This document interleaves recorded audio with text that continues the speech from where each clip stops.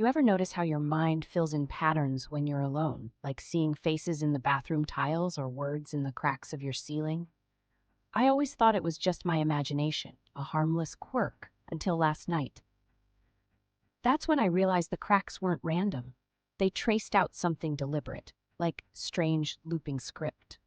It took weeks of staring, of insomnia, and sketching the shapes on my notepad before I could finally piece together what they said. I promised myself I'd share it, but only if it turned out to be as weird as I feared. I'd moved into this tiny studio above a 24-hour laundromat, mostly because the rent was cheap, and the constant hum downstairs drowned out my anxiety. The first night, I noticed the cracks, thin and jagged, curling across the plaster above my bed. They seemed to shift every so often, but I blamed it on the flickering streetlight leaking through my blinds.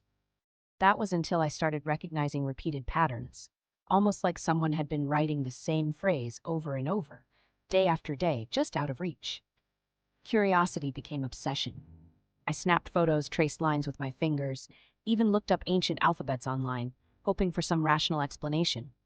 The more I studied, the more I felt watched, not from the hallway or the window, but from directly above.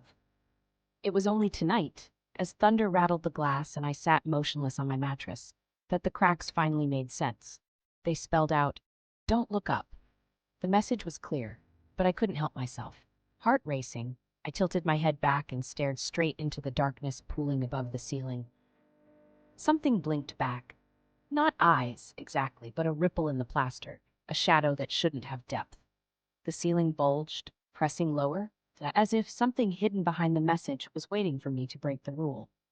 My phone slipped from my hand as the cracks widened, splitting open to reveal not just emptiness, but a hungry void that had been watching me watch it all along.